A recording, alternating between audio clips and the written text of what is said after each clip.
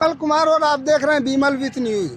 अभी मैं हूँ झारखंड के गोड्डा जिला अंतर्गत पथरगामा प्रखंड के कुराबा गांव में, जहां पर देखिए कि श्रीमद् भागवत कथा का कार्यक्रम चल रहा है और बहुत सुंदर कार्यक्रम है। मैं अपने चैनल में आप सबों का स्वागत करता हूं।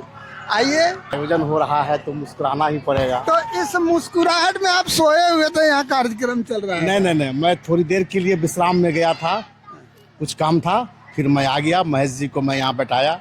इनकी मैडम भी आई हुई हैं गोड्डा से और इनका भी इस भागवत में सहयोग है। इस तरह का कार्यक्रम आपके यहाँ होता है, इस संबंध में क्या बोलना चाहेंगे? देखिए, ये हमारा गांव जो है बहुत पहले से ही धार्मिक प्रवृत्ति का रहा है। आप देख रहे होंगे कि तालाब के सामने भी जो है शिव मंदिर है और ये शिवालय प्लस राम जानकी मंदिर है, जो कि हमको लगता है कि 100 वर्ष पुराना है। तो ये गांव तो हमेशा ही धार्मिक माहौल रहा है, इसलिए यहाँ पर काली पूजा भी होता है वर्ष में एक बार। इस बार भागवत कथा भी हो रही है। क्या नाम हुआ सर आपका? मेरा नाम दिलीप कुमार सिंह। और आप यहीं से? मैं गोड्डा से ही, यहाँ कुराबा से ही हूँ।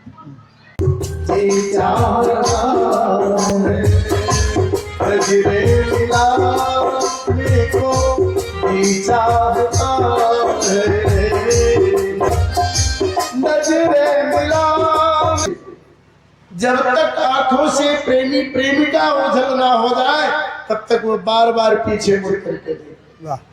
उसी प्रकार से भगवान चले जा रहे थे, गोपियां में चली जा रही थी, मानो अभिलाषा सुत वही। तो भगवान ने क्या कहा?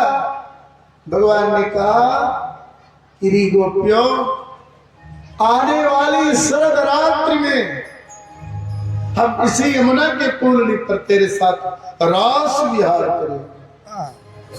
भगवान ने प्रेम स्वीकार कर लिया। तब तक तुम मेरे नाम का जपन कर, जपन। सच्ची प्रीति की परीक्षा लंबी होती है, लेकिन आजकल के प्रीति के उतावले पर देखते हैं, वो मोबाइल के चक्कर में पड़ करके आत्महत्या भी लोग कर रही है। लड़कियां उस चंगुल में फंस करके अपने जीवन को बर्बाद कर रही है। उनसे सावधान रहना, यही मेरी प्रार्थना। उन जिहादियों से सावधान रहना, वो तुझे धोखे में ले। भगवान ने कहा कि आने वाली शरद रात्रि में हम तुमसे इसी यमुना की पूर्णि पर प्रतीक्षा कराओ। अगर प्रीति ही करना है तो थोड़े परीक्षा लो उसकी। भगवान ने तो 1 वर्ष तक का समय दिया कि अगर सच्चा प्रीति होगा तो 1 वर्ष तक तुमसे प्रेम रख। भगवान ने कहा आने वाली शरद रात्रि में, और गोपियां भी भगवान के शिवानी को एक दिन गिन रही थी, एक दिन की प्रतीक्षा कर। जब वहां से भगवान वचन देकर के चले ना, तो भगवान तो लीलाधारी है ना इन्हें किसी से प्रीति है और ना ही इन्हें किसी से द्वेष है। सब पर समभाव रखने वाले भगवान ने एक अभिनय कर दिया। देखा कि गोपियां प्रेम कर रही है तो भगवान भी पीछे मुड़ करके देखना।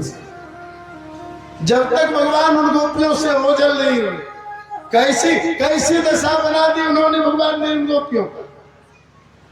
तपन सूरज से होती है, तपना पृथ्वी को पड़ता है, निगाहें प्यार करती है, तड़पना दिल को होता है। ऐसे भगवान ने स्थिति बना। अब ये गोपियां बेचैन हो गई, घर में मन नहीं लगे, दरवाजे पर बैठी रहती थी। तब मेरे कन्हैया को उच्चारण करके आवे। ऐसी दशा।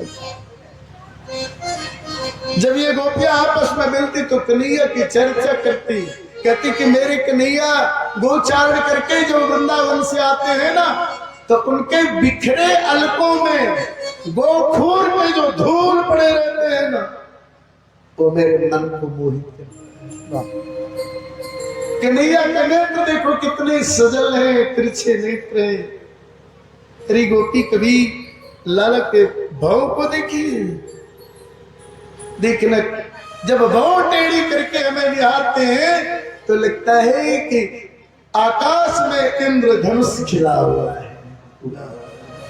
इस प्रकार से गोपियां भगवान कृष्ण के स्वरूप का, भगवान कृष्ण के प्रेम का कहते कि जब कन्हैया हंसते ना तो मोती जैसे छोटे छोटे चमकीले दांत दिखाई, मन को मोहने वाला।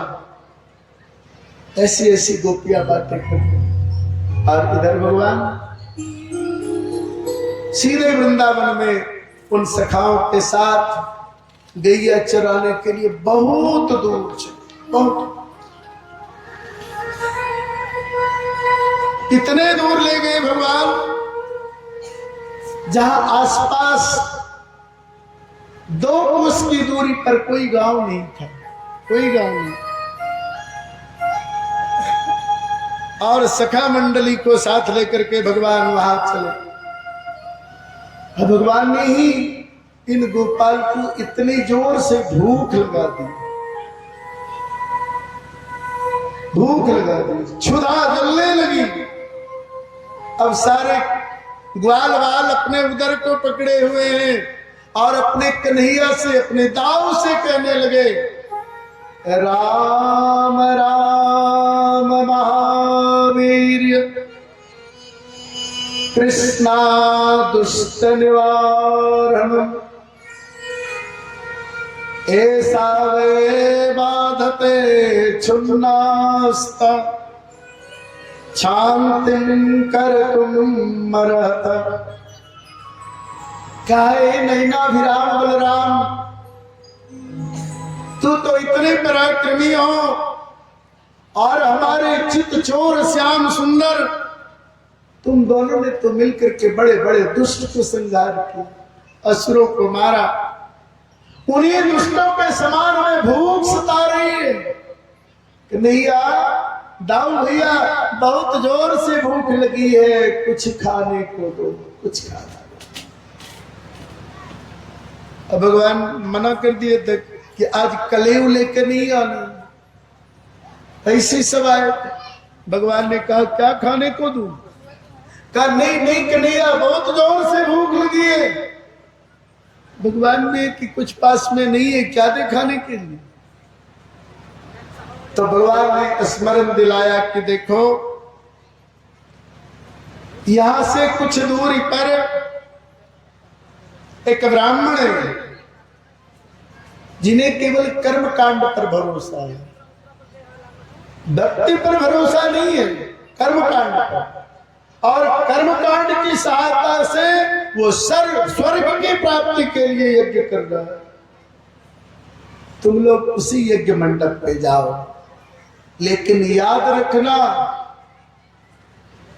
ब्राह्मण पृथ्वी की साक्षात देवता है, उनका अपमान नहीं हो जाए। जाकर के उनसे तो विनती करना, वो तुम्हें यथेष्ट अन्न देंगे। ऐसा कहके भगवान ने सभी सखा मंडली को भेजा। और वहां से जब सभी सखा मंडली चले हैं और आकर के उस ब्राह्मण के समीप, उस यज्ञ मंडप के समीप पधार करके कहने लगे, हे भूमि देवा सुनत,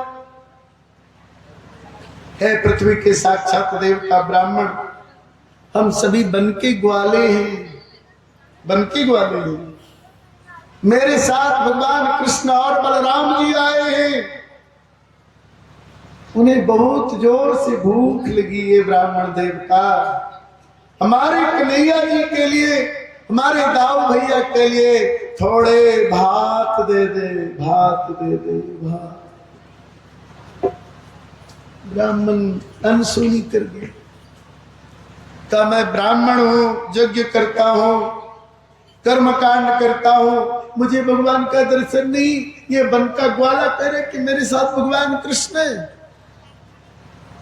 ऐसा हो ही नहीं सकता।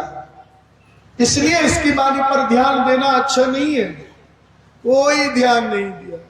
3 बार इन्होंने प्रार्थना करी, हे भूमि देवा सुन, कृष्णास्य देशकारिणः प्राप्तांजलित भद्रं वो गोपाल राम चेरिका। लेकिन ध्यान नहीं दिया, ये सब के सब गोपाल निराश हो गए, उदास हो गए और आकर के कन्हैया से कहने लगा, कन्हैया कैसे स्थान पर भेजा? वो तो ब्राह्मण इतने अभिमानी हैं, इतने घमंडी हैं कि इन्होंने मेरी बात को सुना तक नहीं, और सुना भी तो कोई उत्तर ना दिया, ना हाँ उत्तर दिया, ना उत्तर दिया।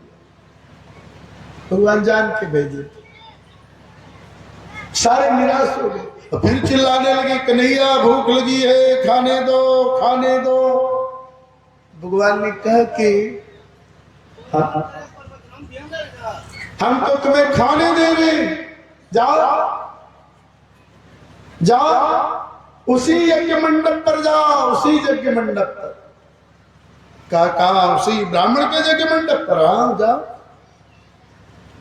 तो वहां से तुम्हें खाली आया वापस, कहा फिर जाओ। तो साधना सिद्ध में असफल हो गया ना। जैसे विद्यार्थी अगर मैट्रिक का परीक्षा दिया फेल हो जाए तब पढ़ाई छोड़ देगा, पढ़ाई छोड़ देगा ना, कि पुनः प्रयास करना चाहिए। क्या तुम्हें अन्न नहीं मिला तो तुम लोग निराश हो गए? जाओ पुनः प्रयास करो, इस बार तुम्हें यथेष्ट अन्न मिलेगा, क्योंकि असफलता ही सफलता की जननी है, असफलता ही सफलता की जननी है। जाओ। इस बार उस यज्ञ मंडप पर ब्राह्मणी आ रही है, ब्राह्मणी, और वो ब्राह्मणी तुम्हें यथेष्ट अन्न देगी। वो ब्राह्मणी कौन थी? जब से उस ब्राह्मणी ने सुना था कि भगवान कृष्ण और बलराम अवतरित भये हैं, तब से वो भगवान कृष्ण और बलराम के लिए नित्य घर में रसोई बनाते, रोज भगवान को भोग लगाते, नित्य भगवान को प्रसादी चढ़ाती थी। और उसे विश्वास था कि एक ना एक दिन कन्हैया मेरे बने अन्न को स्वीकार करें, बने अन्न को स्वीकार। भक्ति कब सिद्ध हो जाती है? साधना कब सिद्ध हो जाती है? जब तक साधना सिद्ध नहीं होती है आपको भगवत प्राप्ति नहीं होगी। जिस दिन भगवत आपकी साधना सिद्ध हो जाए, प्रत्यक्ष भगवान का दर्शन, प्रत्यक्ष दर्शन। ये ब्राह्मणी सज के संवर करके अपने पति के यज्ञ को आरंभ कराने चली आ रही थी, श्रृंगार करके, हाथ में पूजा का थाल लेकर के आ रही। उसी समय ये बन के ग्वाले भगवान ने कहा था कि जाओ इस बार उसी यज्ञ मंडप पर ब्राह्मणी आ रही है और वो ब्राह्मणी तुम्हें यथेष्ट अन्न देगी, यथेष्ट अन्न देगी, जाओ। और ये सब के सब गोपाल जब उस यज्ञ मंडप पर ब्राह्मणी चली आ रही थी, उसी क्षण आए और उनसे भी निवेदन किया, सुंदर निवेदन। नमो विप्रपत्नीभ्यो, नमो विप्रपत्नीभ्यो निबोधतां वचांसिनः, इतो विदुरे चरतो कृष्णे नेहासिता वयम्। हे ब्राह्मण पत्नी, हे पृथ्वी की साक्षात देवी, हम लोग सभी बन के ग्वाले हैं। मेरे साथ भगवान कृष्ण गैया चराते चराते बहुत दूर आ गए और उन्हें भूख लगी है, भूख लगी। आपसे विनती है देवी कि आप मेरे कन्हैया के लिए, मेरे कन्हैया के लिए थोड़े हमें मूंग भात दे दे, मूंग भात दे दे। ब्राह्मण पत्नी प्रसन्न हुई, आनंदित हुई। वो यज्ञ मंडप पर ना गई, यज्ञ मंडप पर ना गई, वहां से वो ब्राह्मण पत्नी सीधे अपने भवन की ओर आई, भवन की ओर आई और सुंदर सुस्वादु अन्न को ले लिया। सुंदर सुस्वादु अन्न को हाथ में ले ली और सुंदर सुस्वादु अन्न को ले ली और आगे आगे बन के ग्वाला और पीछे पीछे भगवान श्री कृष्ण। हाँ, पीछे पीछे ये ब्राह्मणी चली भगवत दर्शन देखा, भगवान के दर्शन देखा, जिनके लिए उन्होंने उम्र भर भगवान को भोग लगाई थी। आज वही भगवान उन्हें याद करके उनके बने अन्न को प्राप्त करने के लिए भगवान ने उस ब्राह्मणी की मर्यादा बढ़ाने के लिए भगवान ने आज गौचारण का निर्णय लिया। ब्रह्म मुहूर्त में गौचारण का निर्णय।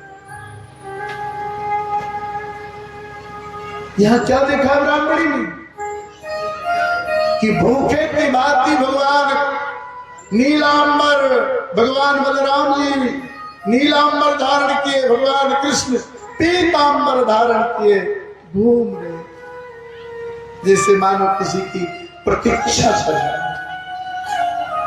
और वो ब्राह्मण पत्नी उस यज्ञ मंडप पर से जब चली ना, तो पति ने रोका, अरे ब्राह्मणी तू कहां जा रही हो? अभी यज्ञ आरंभ नहीं हुआ है। ब्राह्मणी ने पति को मना किया, आ रही हूं, आ रही हूं, ऐसा करके ब्राह्मणी चली और पति की आज्ञा का उल्लंघन कर दी। उसके बाद पुत्र ने पुकारा, मां रुको, मां पिताजी यज्ञ आरंभ करेंगे, रुक जाओ। मैया बोली, आ रही हूं बेटा, आ रही हूं। यानी पति की आज्ञा का उल्लंघन किया, पुत्र की आज्ञा को उल्लंघन किया। तो जो नारी पति की आज्ञा का उल्लंघन कर दे, पुत्र की आज्ञा का उल्लंघन कर दे, मानो उसका सर्वस्व लुट जाता है, उसके जीवन में कुछ नहीं बचता। पति की आज्ञा का उल्लंघन करी, पुत्र की आज्ञा का उल्लंघन करी और भगवान के लिए जो प्रसादी बनाई थी उस प्रसादी को लेकर के चली अपने भगवान को खिला, भगवान को खिला। जैसे ब्राह्मण पत्नी भगवान के करीब आती है, जय जय,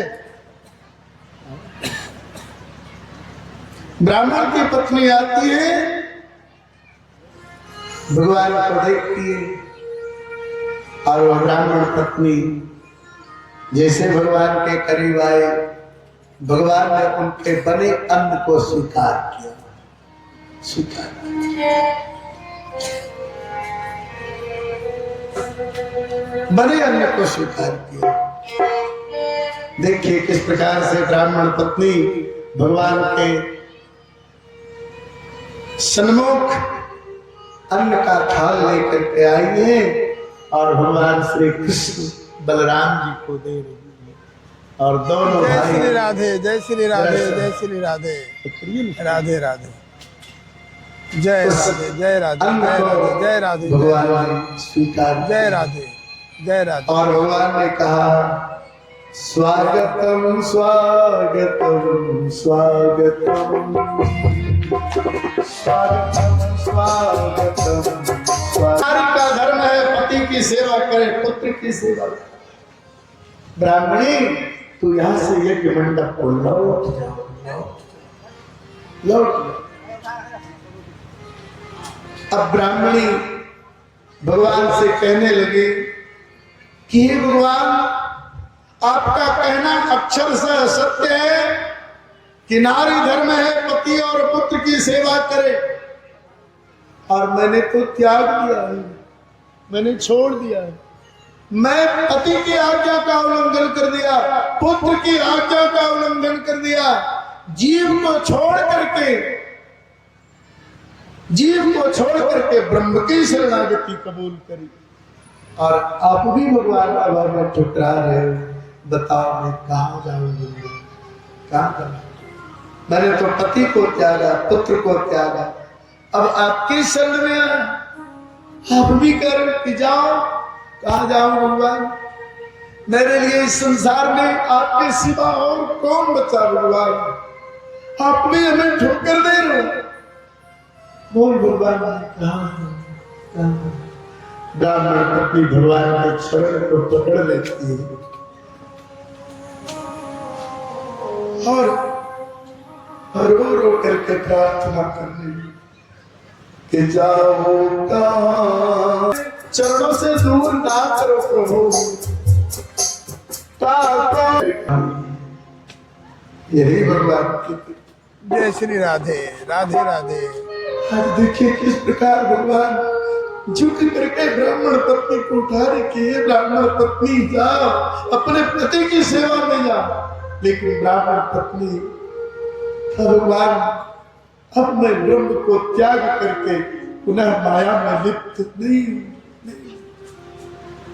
भगवान ने अपने चरणों से योग अग्नि प्रस्फुटित करी और ये ब्राह्मण पत्नी उसके जीवन को सारा संसार संवारते हैं।